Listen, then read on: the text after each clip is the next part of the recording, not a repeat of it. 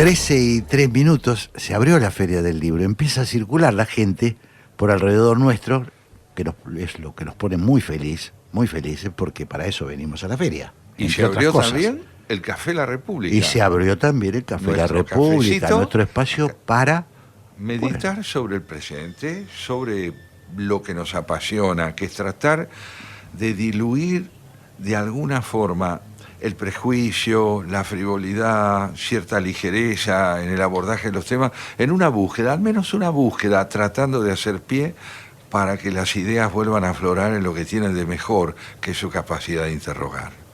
Qué interesante. Bueno, y como siempre, ¿no? La voz cantante la tiene mi amigo, el poeta, el ensayista, Santiago Kovaldov. Así que... Bueno, vamos, mira, yo lo que no puedo dejar de hacer en cada encuentro que tenemos inicialmente es repasar lo que hemos vivido en esta primera hora de Haciendo Pie, una hora que estuvo poblada de inquietudes, ¿no? Comenzando por tu editorial.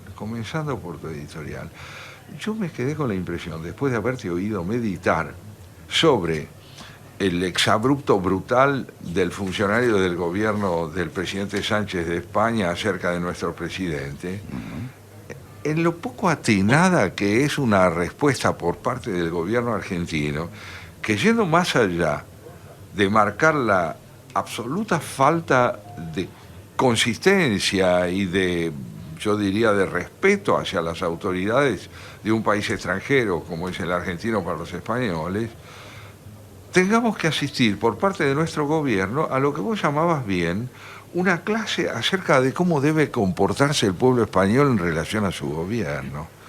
Esta desmesura, esta desubicación que sitúa en un mismo plano de equivalencia y falta de sentido común la intervención del funcionario español y la de nuestro gobierno, vuelve a demostrarnos que la incontinencia verbal, la falta de reflexión, cuando rigen o gobiernan o impulsan el pronunciamiento de nuestro gobierno a propósito de la conducta de gobiernos extranjeros, solo crea problemas, no crea ningún tipo de posicionamiento que nos permita sentirnos representados como ciudadanos de nuestro gobierno por esa manera de mirar lo que se ha dicho del exterior sobre nosotros con la serenidad propia de quien dice, mire, cometa usted la desmesura, pero no le vamos a dar el gusto de caer en la misma actitud. Este planteo de tu editorial, que vos homologabas a una cruzada civilizatoria, irónicamente, a una tentativa de enseñarle al mundo cómo debe comportarse, no esconde su naturaleza intolerante.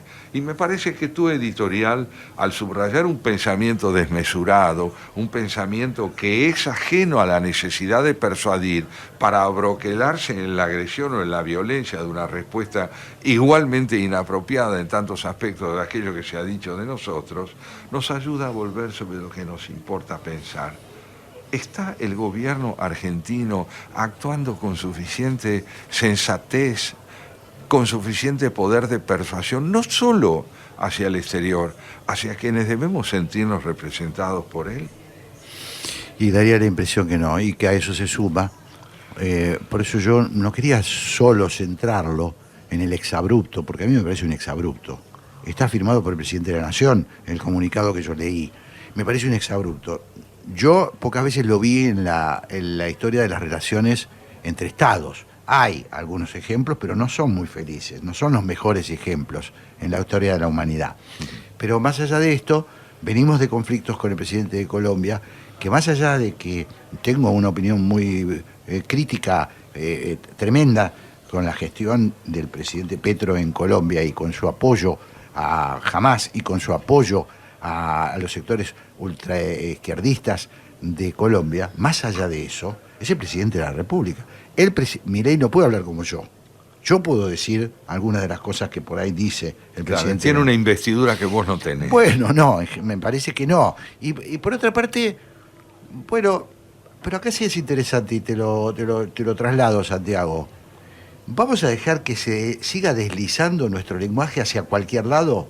Porque si ya ahora le decimos a los españoles que tienen un presidente que es un desastre, porque es eso lo que dice. Dice sí, que, fíjense, han llevado a la ruina a España. Esto que lo leí. Más allá de No que sé. uno pueda acordar o no con las políticas del presidente Pero Sánchez, ¿cómo no está vamos a eso. estar- pero ¿Cómo cómo vamos a estar de acuerdo? pero- Pero ese no es el modo de abordar el problema. Es presidente de la nación. Exactamente. Milei es el presidente, ya no es el muchacho de la motosierra y la melena. Entonces la pregunta es esta: ¿qué valor le adjudica nuestro presidente a su propia investidura?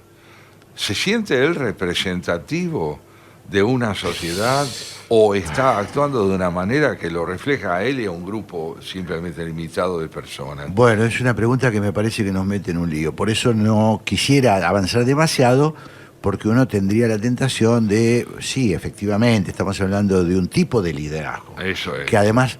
Legítimo liderazgo de un presidente No, constitucional. Exactamente. No, eso no está, No está en en este cuestión. programa nunca va a estar en cuestión, ¿no? Es un presidente elegido por el pueblo argentino y eso solo merece un enorme respeto. Es lo que decías en relación a España. Exactamente. Exactamente. Eso lo siempre, mismo. ¿no? Post populi, post dei. Exactamente. Pero de todos modos, nosotros sí podemos opinar, porque, bueno, este es nuestro trabajo, esta es nuestra forma de ver las cosas, y opinar significa tratar de no construir una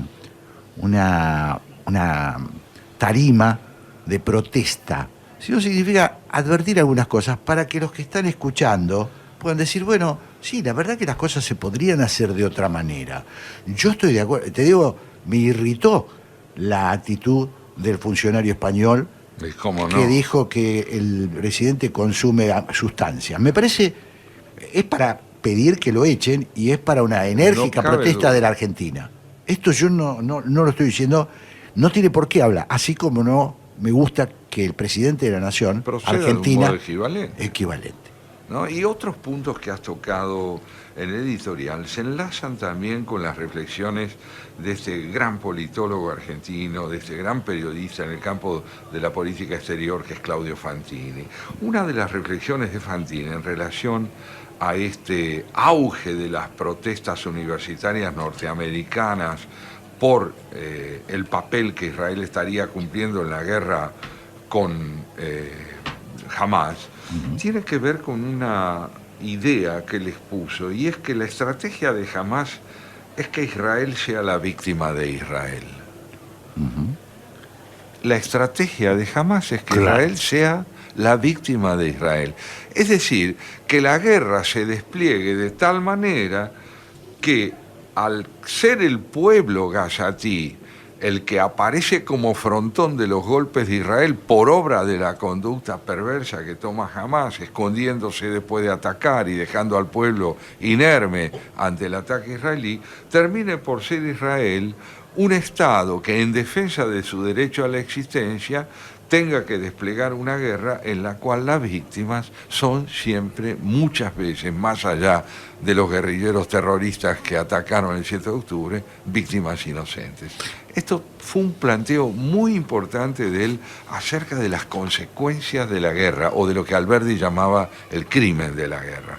Me pareció que es interesante tomarlo en cuenta también para que, más allá de la confrontación entre réprobos y elegidos, entre los que salen a defender el derecho del pueblo gazatí a tener un Estado, reflexionemos acerca del modo como es instrumentado ese pueblo por quienes dicen representarlo cuando en verdad no lo hacen, que son los terroristas que aspiran a la extinción del Estado de Israel.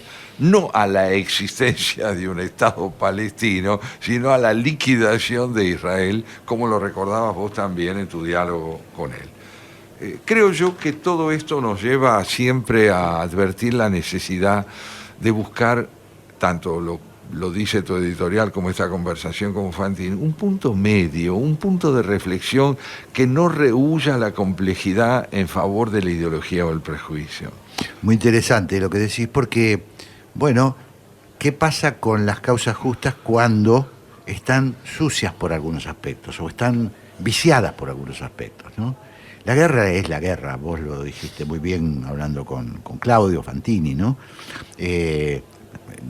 Pero la incomodidad de defender una causa justa proviene, creo yo, de la gestión de Netanyahu. a nosotros nos pone un poco incómodos la actitud de Netanyahu. No solo a nosotros, el pueblo israelí, antes de que estallara el conflicto. Claro. Antes de que Y estallara, ahora también han hecho así manifestaciones es. masivas. Antes, ahora hay una protesta democrática contra el gobierno de Netanyahu que no proviene de sectores insignificantes. Entonces, tengamos en claro la crisis por la que está atravesando el Estado de Israel en términos de representatividad, de un gobierno verdaderamente representativo de las eventuales necesidades mayoritarias de transparencia que pide el pueblo israelí para su gestión democrática, y distingámoslo de aquello que la guerra le está imponiendo al Estado de Israel, que es luchar por su subsistencia. Israel no está peleando para ganar una guerra, está peleando para ganar un derecho a la vida, y esto es constante desde que el Estado de Israel existe. Ahora, Santiago, yo creo que desde el punto de vista cultural, y eso es lo preocupante, jamás los sectores extremos del terrorismo islámico están ganando la guerra cultural. Sí. Están ganando la guerra cultural. Lo han hecho no solamente teniendo la habilidad de generalizar estos temas que hacen a la autodefensa de la población civil, sino que han invertido muchísimo dinero. Hoy Gabriel Ben Tasgal, un importante periodista israelí, dice que Qatar invierte 4.700 millones en las universidades de Estados Unidos, 400. Ahí lo hemos visto en estas manifestaciones. Exactamente. Entonces, ahora se ha constituido en un problema civilizatorio. Empezamos a discutir judíos o islámicos. Y eso se ha trasladado a las principales ciudades del mundo. Es un retroceso gigantesco para la humanidad. Una distinción fundamental establecida por Fantini fue la que le permitió caracterizar al antisemitismo como antisionismo, claro, y al antisionismo como una necesidad de extinción del Estado de Israel. Entonces, tengamos en cuenta que lo que está ocurriendo en las universidades norteamericanas exige, como él bien lo señalaba, separar con claridad lo que es el derecho a pronunciarse contra la guerra, que es un derecho que ya tuvo lugar en los tiempos de la década del 60 por la guerra de Vietnam, claro, ¿no?, de lo que significa homologar la existencia del Estado de Israel a un Estado colonialista y genocida, puesto que esto es un exceso que lleva fatalmente al antisionismo y fundamentalmente al antisemitismo. Tal cual. Bueno, tenemos unos minutitos para que me cuentes a mí. Yo tengo alguna idea, pero ¿qué vamos a hacer el resto del programa? Oggi ne abbiamo un invitato che è quello che si dice straordinario. Es que hemos invitado a un físico. Tenemos hoy un invitado notable que es un gran físico italiano, Carlo Rovelli. Carlo Rovelli es un hombre de Verona, nacido a mediados del siglo pasado, que ha publicado y se ha difundido por Anagrama un librito llamado 7 breves lecciones de física, donde él nos abre una ventana, los ojos de Mónica mientras lo cuento, revelan expectativa. Abre una ventana a la contemplación del universo como dilema, como enigma, como evidencia. Somos nosotros, los seres humanos, testigos del infinito. ¿Qué quiero decir? No me lo preguntes porque no tengo claro qué quiere decir infinito. Pero él lo analiza maravillosamente en este libro, 7 breves lecciones de física, que, si te parece bien, después de un breve corte musical, possiamo parlare con lui. Podemos hablar con él. Excelente. Bueno, vamos entonces a escuchar un temita y volvemos con el señor Santiago Kovaldov. Y así estamos, Santiago, en la Feria del Libro, y estamos por hablar con un italiano. Estamos, sí, con Carlos Rovelli, físico, especialista en temas de astronomía física, un italiano que además tiene el don de divulgar con, yo diría, con enorme encanto la emoción de la investigación física como él la realiza. Por ejemplo, escuchémoslo hablándonos de Einstein. Ajá. Dice así: de joven, Albert Einstein pasó un año entero haraganeando, ocioso. Si no se pierde el tiempo, no se llega a ningún sitio. Algo que los padres de los adolescentes olvidan a menudo. Estaba en Pavía, había vuelto con su familia tras dejar los estudios en Alemania, donde no soportaba el rigor del instituto. Era a comienzos de siglo y en Italia se iniciaba la revolución industrial. Su padre, que era ingeniero, instalaba las primeras centrales eléctricas en la llanura del Po, mientras Albert leía a Kant. Y a ratos perdidos asistía a clases en la Universidad de Pavía, por diversión, sin matricularse ni hacer exámenes. Es así como se llega a ser científico en serio. Luego se matricularía en la Universidad de Zúrich y se sumergiría en la física. Pocos años después, en 1905, enviaba 3 artículos a la principal revista científica de la época, Los Anales de Física. Cada uno de los 3 digno de un premio Nobel. Einstein se convierte de repente en un científico de renombre y recibe ofertas de trabajo en varias universidades, pero algo lo perturba. Su teoría de la relatividad, por muy célebre que se haya hecho de inmediato, no cuadra con cuanto sabemos sobre la gravedad, es decir, acerca de cómo caen las cosas. Se da cuenta de ello escribiendo una reseña sobre su teoría y se pregunta si la vetusta y ribombante gravitación universal del gran padre Newton no debería ser revisada a su vez a fin de hacerla compatible con la nueva relatividad. Se sumerge en el problema. Harán falta 10 años para resolverlo. 10 años de enloquecidos estudios, tentativas, errores, confusión, artículos equivocados, ideas fulgurantes, ideas erróneas. Por fin, en noviembre de 1915, da a la imprenta un artículo con la solución completa, una nueva teoría de la gravedad. Hay obras maestras absolutas que nos emocionan intensamente. El Requiem de Mozart, la Odisea, la Capilla Sistina, el Rey Lear. Para captar algo en todo su esplendor quizá debamos realizar cierto aprendizaje, pero el premio es la pura belleza. Y no solo eso, también que nuestros ojos se abran a una nueva mirada al mundo. La relatividad general es la joya de Albert Einstein, una comparable al Requiem de Mozart. Ah, pero además qué maravilla cómo escribe. Es notable, Es ¿verdad? notable, sí, claro, me parece Y fíjate, extraordinario. la idea de que si no se pierde el tiempo no se va a ningún lado. Claro, claro. Contraviene la presunción de que el estudio consiste en estar abnegada y rigurosamente instalado sobre el libro. Sí. Claro que hay que estudiar. Sí, claro, y lo decía Martínez. Tómelo muy bien. con prudencia el oyente, Claro. la mamá y el papá, porque el tipo estaba leyendo a Kant mientras se holgazaneaba, ¿no? Ahí está.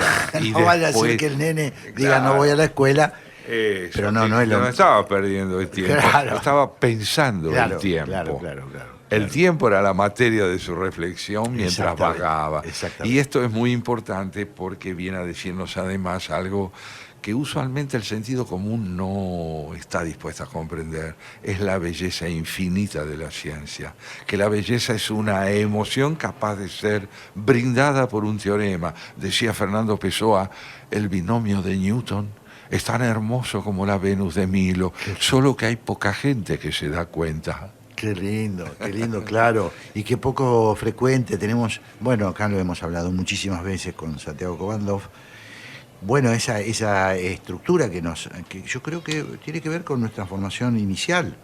Esa estructura que tenemos de dividir la vida en materias, ¿no? Eso En materias. es. Y materias que suelen ser hasta cierto punto antagónicas Sí, en sí. la concepción frívola Sí, que se incluso tiene. aburridas o plomos o exigentes, o no, soy matemático muy exigente, filosofía, filosofía. Sí, ¿no? claro. Bueno, eso es un gran problema. Claro que es un gran problema porque además esa asociación de la ciencia con lo frío Claro. ignora lo que es la pasión de quienes se dedican a ella y las emociones que puede existir. Perdón. Rovelli vuol parlare un'altra volta. Quiere hablar de nuevo. Vamos. Mira lo que dice. Andiamo. El Andiamo. motivo de lo que ustedes están discutiendo, mis queridos amigos, es que la ciencia, antes de estar constituida por experimentos, mediciones matemáticas, deducciones rigurosas, lo está sobre todo por visiones. La ciencia es ante todo una actividad visionaria El pensamiento científico se nutre de la capacidad de ver las cosas de manera distinta de como las veíamos antes. Sin grandes pretensiones quiero intentar ofrecer una muestra de este viaje entre visiones y entre visionarios. Copérnico comprende y muestra que nuestra Tierra no está en el centro de la danza de los planetas, donde en cambio se sitúa el Sol. Nuestro planeta pasa a ser uno como los demás, gira a gran velocidad sobre sí mismo y alrededor del Sol. El avance del conocimiento no se detiene y pronto nuestros instrumentos mejoran y aprendemos que el sistema solar es solo uno entre muchísimos y nuestro Sol es solo una estrella como las demás. Más exactamente, un granito infinitesimal en la inmensa nube de estrellas formada por 100.000 millones de galaxias. Increíble. ¿Quién puede concebir, queridos oyentes, la expresión 100.000 millones de galaxias? Claro. ¿Quién puede? Cada punto negro de la imagen, prosigue Rovelli, es una galaxia de 100.000 millones de soles parecidos al nuestro. Desde hace unos pocos años hemos visto que la mayoría de estos soles tienen planetas alrededor. Existen pues en el universo millones de millones de millones de planetas como la Tierra. Y se mire en la dirección que se mire, lo que aparece es un infinito puntillado sobre la oscuridad que está lleno de luz y de misterio. Otro golpe a la omnipotencia. Otro más, ¿no? ¿No? ¿A dónde estamos nosotros? Claro. En la Tierra. ¿Y qué quiere decir eso? Simultáneamente algo medianamente claro y algo profundamente oscuro. Hoy sabemos que este cosmos inmenso, elástico y constelado de galaxias ha crecido durante unos 15.000 millones de años tras emerger de una pequeña nube extremadamente caliente y densa.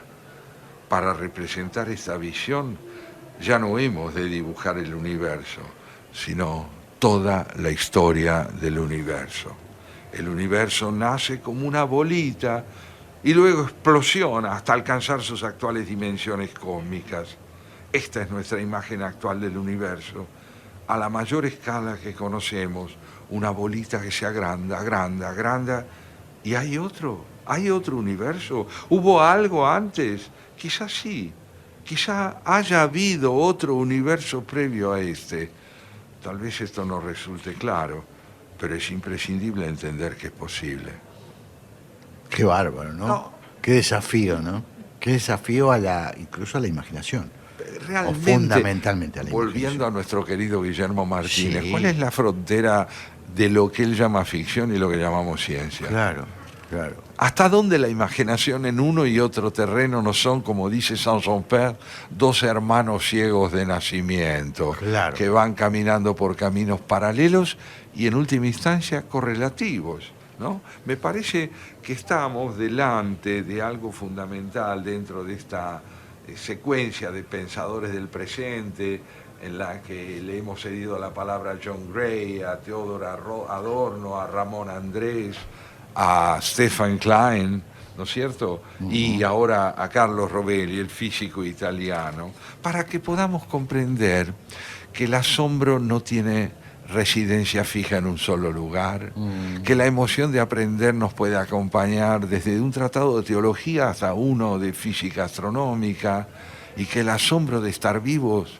es siempre, siempre connatural de otra emoción fundamental, que es la de saber que se nos ha dado como seres humanos la oportunidad de ser testigos de un Claro. enigma fundamental, que es el de ser habitantes del infinito. ¿Vos Del sabés infinito. que estaba pensando que si esto lográramos predicarlo, incluida la educación formal e informal, si lográramos predicarlo, sería una gran motivación para cuidarnos mejor, Claro que sí. ¿no? Muy bien. Es decir, yo... Una ética derivada de Claro. la conciencia de estas cosas. Claro, exactamente. Si vos decís, esto es lo que nos fue dado, bueno, no seamos utópicos, no va la humanidad a cambiar por esto. pero mejoraría a mucha gente saberlo. Yo creo que sí, porque a mayor conciencia de la fragilidad de nuestro saber y al mismo tiempo de su importancia, creo que se produce en el hombre, entendido genéricamente, una actitud de más humildad. Claro. Más humildad, decir, bueno, ¿qué es lo que nos ha sido dado saber en relación a lo que aprendemos a desconocer? Porque una de las paradojas del planteo de Carlo Rovelli, el físico italiano que hoy estamos leyendo en 7 breves lecciones de física, es que él dice que se ignora mejor cuando se aprende más. Se ignora mejor cuando se aprende más. Qué bueno. Nuestro universo puede haber nacido del rebote de una fase anterior tras pasar por una fase intermedia donde no había espacio ni tiempo. La física abre una ventana para mirar a lo lejos y lo que vemos no hace sino causarnos asombro. Nos damos cuenta de que estamos llenos de prejuicios y nuestra imagen intuitiva del mundo es parcial, provinciana e inadecuada. El mundo no deja de cambiar ante nuestros ojos a medida que aprendemos a verlo mejor. Si no aprendemos a verlo mejor, es cuanto menos cambia. Qué interesante, ¿no? La Tierra no es plana, no está inmóvil. Si probamos a juntar cuanto hemos aprendido sobre el mundo físico en el siglo XX, todos los indicios apuntan a algo profundamente distinto de nuestras ideas instintivas sobre la materia, el espacio y el tiempo. La gravedad cuántica de bucles constituye una tentativa de descifrar esos indicios y poder mirar un poco más lejos para aprender y para volver a ignorar. Qué bárbaro, qué interesante, ¿no? Creo que sí. Que Bueno, estamos además, ante un qué pensador.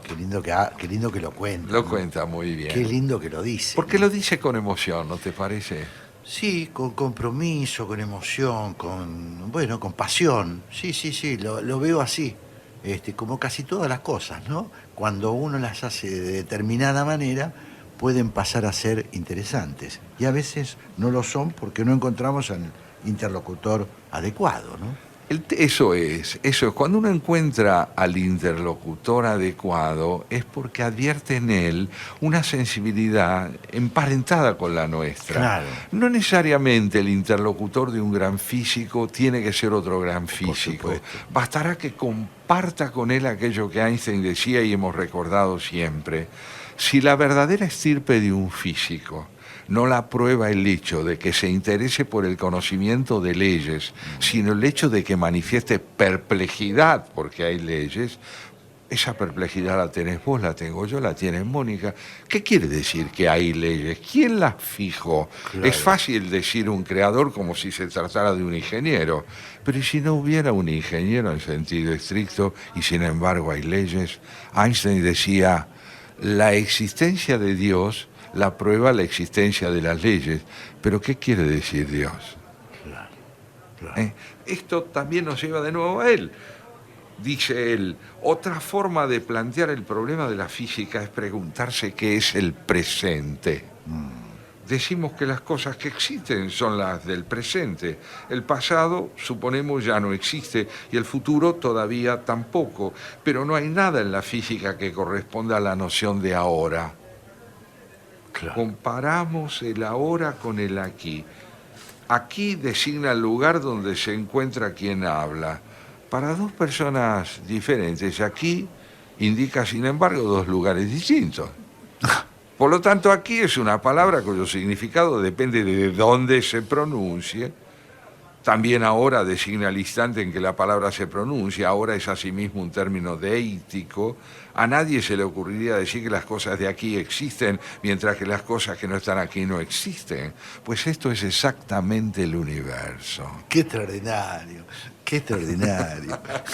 Qué extraordinario, qué Conmovedor, difícil ¿verdad? también. Sí, muy conmovedor, muy conmovedor. Muy complejo también, me Es de parece. enorme complejidad. Pero sí. lo dice de una manera que lo ves es extraordinario. Es un gran interlocutor, es, yo diría, hospitalario. Claro, nos invita a su casa claro. y nos trata muy bien. Claro. Nosotros no somos físicos, pero de la mano de él podemos advertir que estamos con alguien que habita una casa común, que es la casa del asombro, del pensamiento, de la búsqueda de mayor claridad y de una, como dice él, una mejor ignorancia. Ahora, también te diría yo que una de las características del razonamiento de él es cuando él se vuelve hacia los seres humanos y ya no hacia el paisaje cósmico que nos rodea y se pregunta quiénes somos. ¿Quiénes somos? Yo creo que podemos escucharlo cuando dice, y digo escuchar en el sentido profundo de oírlo, ¿qué lugar ocupamos nosotros, seres humanos que perciben, deciden, ríen y lloran, en este gran fresco del mundo que ofrece la física contemporánea? Si el mundo es un pulular de efímeros cuantos de espacio y de materia, un inmenso juego de construcción de espacio y partículas elementales, ¿qué somos nosotros? También estamos hechos solo de cuantos y de partículas. Pero entonces, ¿de dónde viene esa sensación de existir de manera singular y en primera persona que experimenta cada uno de nosotros? Entonces, ¿qué son nuestros valores, nuestros sueños, nuestras emociones, nuestro propio saber? ¿Qué somos nosotros en este mundo inmenso y rutilante? No puedo pensar siquiera en tratar de responder en serio a tal pregunta en estas páginas sencillas. Se trata de una pregunta difícil. En el gran cuadro de la ciencia contemporánea hay muchas cosas que no entendemos y una de las que entendemos menos somos la que nombramos cuando decimos nosotros mismos. Qué extraordinario. Aquí lo tenemos, nosotros, seres humanos, somos ante todo el sujeto que observa este mundo, los autores colectivamente de esta fotografía de la realidad que nos rodea y de la realidad que nos excede, intuida a través de la ciencia.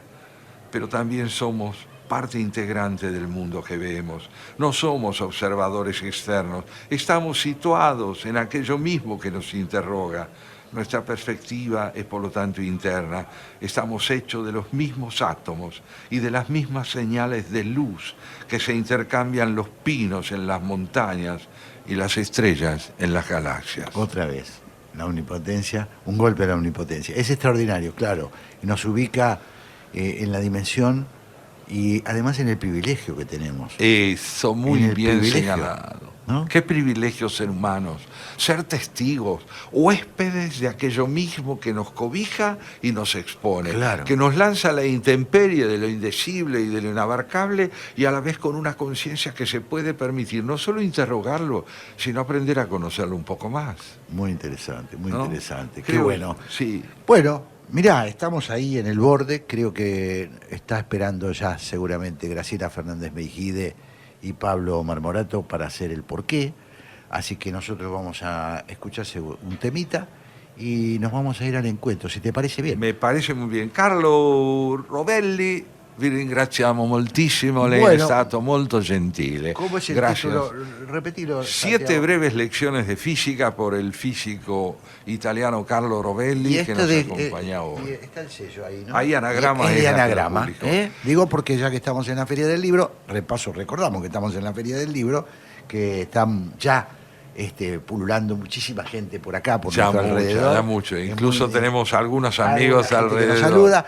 Bueno, con mucha gentileza, como suele pasar. Vamos, ¿les A un parece? tema, y si quieren poesía, lean a un físico. Eso. Ya hay muchísima gente en la Feria del Libro de Sí, Buenos Aires, impresionante. nosotros felices de estar acá.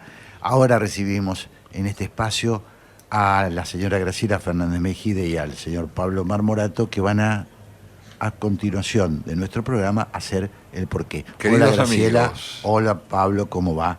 ¿Cómo están? ¿Cómo están Buenas ustedes? tardes, ¿cómo están? Bien, nuevo domingo. Nosotros aquí en la feria, Graciela y Pablo, estamos viendo siempre con emoción esta celebración del trato con los libros. La gente recorriendo los stands, asomándose a la infinidad de posibilidades que está que está ofreciendo cada uno de los stands en los cuales la literatura, el pensamiento, la filosofía, la religión, las técnicas, las tecnologías, todo esto abunda realmente. Y bueno, no podemos menos compartir con ustedes esta alegría inmensa de estar acá. Bueno, nosotros también de estar con ustedes. Ayer yo estaba mirando en televisión cómo el que entrevistaba al mobilero seguía una cola larguísima que estaba en ese caso frente al stand de la escritora Bonelli. Sí, Florencia Bonelli. Florencia Bonelli, exacto. Sí.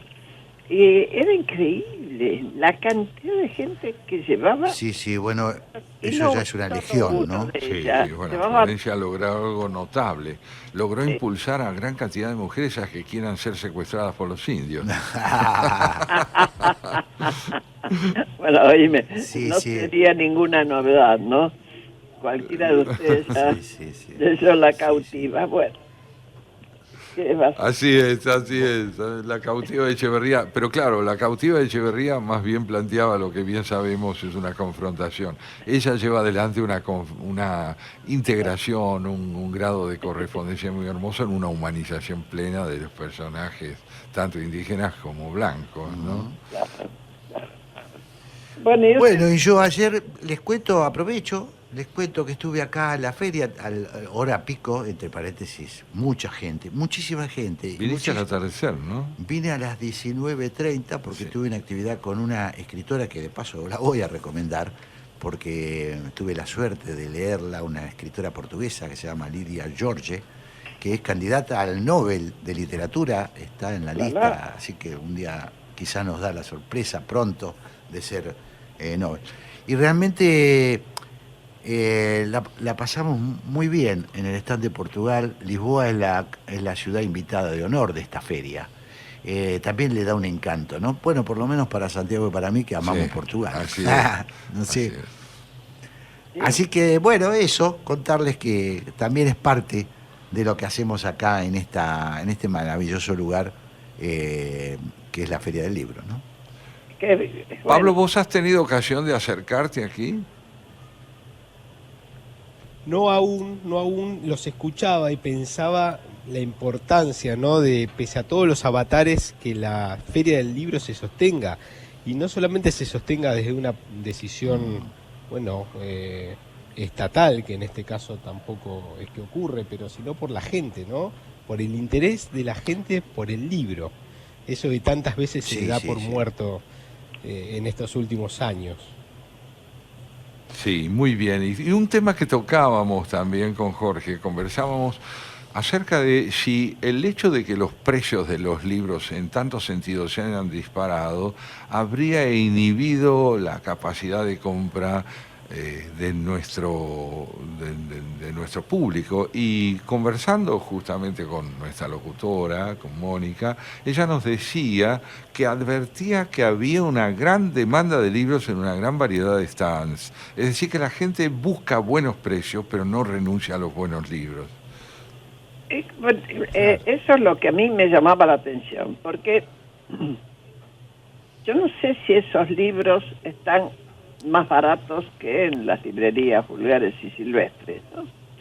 Yo me huelo que muchos no, a menos que haya ofertas, y ahí puede ser, pero desde libros de niños al libro de adultos yo veía que la gente acarreaba en la bolsita, no llevaba un solo libro.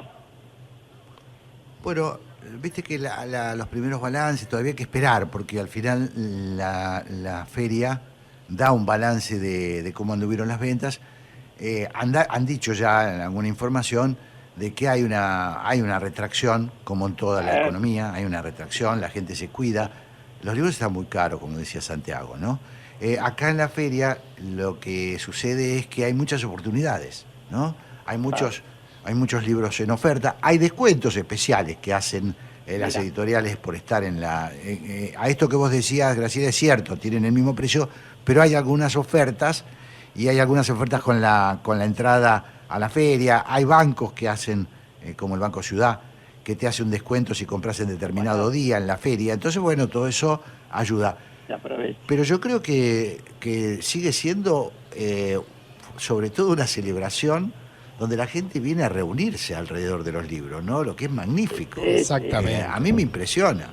Sí, sí. Vos tenés que agarrar a los chicos, que sabemos lo que significa, es decir, vamos a pasear a un lugar multitudinario, lleno de libros, y eso se hace, eso pasa en la Argentina. Y de entretenimiento, sin embargo, también para los chicos, porque hay que decir que aquí la música y los espectáculos para niños Sí, muy lindo. están Hay mucho muy teatro. vivos. Bueno, y dicho sea de paso, no quiero aguar la fiesta, pero ha sido desagradable la actitud oficial con respecto a la Feria del Libro. Tratar de convertirla en un lugar ideologizado y sobre todo donde no se respeta el pluralismo, cosa que muchos autores que han sido muy críticos del kirchnerismo han salido a decir: nosotros siempre estuvimos en la feria, aún en momentos en que nos desagradaba el acto de apertura, aún cuando estamos en contra de muchas de las cosas bajadas de línea que se hicieron, porque eso es real, pero nunca la feria en democracia censuró autores por la ideología. Acá vienen todos, las editoriales representantes de todos lados. Entonces es un poco ingrato esta nueva división que se trató de imponer, ¿no? Parece no haber triunfado, sin embargo, la No. evaluada del lado de lo que es la actitud de la gente. Pero Sí. es agraviante, Sí, ¿no? No claro había que necesidad de generar ese clima que se dio en torno a si Milei venía o no venía a la feria. Me parece que fue innecesario, no sé, Graciela. Así es, sí. Además, yo me preguntaba, escuchándolo a Santi, Sí. al final, no va en contra. No es un estímulo a ir para aquellos Bueno. que se enojan con el momento, no importa, aunque hayan votado por él. Que dicen, no, esto no puede ser. Bueno, yo voy. Que Claro. me parece que también algo de eso ocurrió con la marcha estudiantil, ¿no? Sí, sí. Bueno, lo que pasa es que yo creo que la... Como un lugar de mentalidad, resistencia. lamentablemente, Ujú. sí. Sí, una También forma- hay una cosa de época, que es que cada uno se amontona en una tribu, ¿no? Y Claro. entonces el gobierno genera enemistades que en algún sentido fanatizan a un sector. Y eso Claro. es muy malo, en mi punto de vista, es muy malo. Bueno, Claro que sí. el tema, dividirse en tribus Sí. cuando uno logró la democracia republicana. Claro. Bueno, en ese sentido, el mundo retrocedió, Graciela. Creo que estamos pasando un momento muy, muy dramático en esa dirección, y la Argentina, lamentablemente, cayó también en esta polarización extrema. Y bueno, lo estamos viendo en el lenguaje que utiliza el oficialismo. En fin, es un momento, no tenemos ahora demasiado tiempo, pero es un tema que nos inquieta, ¿no? Y hablando de tiempo, ¿hacia dónde van ustedes hoy con el porqué? Eso. Ahora vamos más tranquilos y más como... No es que hayamos estado intranquilos la vez pasada, pero vamos con un politólogo, no podemos Sí. evitarlo, la política todo el tiempo se está moviendo y tensionando, y después con alguien que fue ministro de Trabajo, para ver cómo inciden los cambios que se pretenden hacer en el campo laboral. No se olviden que esta semana se juega que el Senado termine de tomar o no tomar las modificaciones que se hicieron en diputados, ¿no? Y Claro, ese es una va a semana clave desde el punto de vista político, ¿no? Y en torno a un Sí, tema sí, crucial, ¿no? Claro. Es el empleo. Y Porque sobre esta todo, es la cuestión. yo no sé si todo el mundo llega a entender técnicamente cómo se juega esto de que una ley que haya sido votada en una de las cámaras con contradicciones, sin contradicciones, pero se votó y pasa al Senado ¿qué ocurre si en el Senado, que hay varias posibilidades, ¿no? Pero también la posibilidad de que la rechacen. ¿Y qué pasa Que la rechace, claro. si la rechazan? Técnicamente, ¿qué pasa? No voy a decir más que eso, porque si no, ya estoy haciendo... Adelantando lo que van a decir tus No, entrevistados. y lo quería preguntarle a alguna de ustedes dos. Creo que vos, Jorge, lo escuchaste, Enrique Scherer. Sí, extraordinario. Vos sabés que tengo la suerte ahora, como tengo un viaje más largo, puedo escuchar el programa y estamos hablando del fotógrafo de la CONADEP, el fotógrafo que, bueno, y Graciela lo llevó al programa pasado. Es un testimonio extraordinario, Muy extraordinario, singular, muy muy singular. lindo. La verdad que lo agradecí, lo agradecí. Se nos está terminando ya el tiempo, Graciela, pero sí, lo hemos comentado en privado y ahora lo podemos hacer en público. Enrique Shore ha sido un reportaje que vale la pena, aquellos que no lo escucharon, que busquen el programa de Graciela y de Pablo, porque es un testimonio estremecedor, extraordinario y emocionante. Bueno, gracias. A mí también lo fue. Les mandamos un gran abrazo, Graciela y Pablo, y que tengan A un los lindo dos, programa. Muy buen programa y hasta el próximo domingo, Jorge, Mónica, nos Hasta el seguimos próximo viendo. domingo. Nos vemos el domingo que viene acá, en la feria todavía. Chao, chao. Te muero.